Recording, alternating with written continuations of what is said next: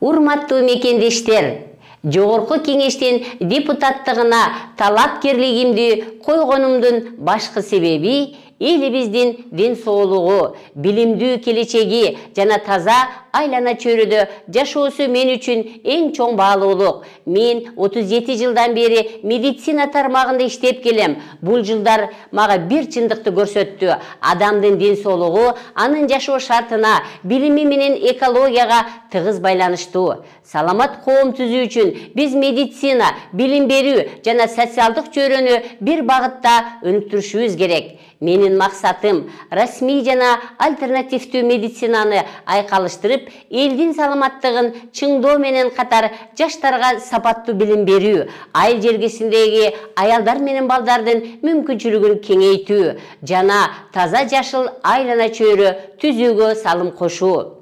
Элибиздин келечеги бүгүнкү иш аракетибизде.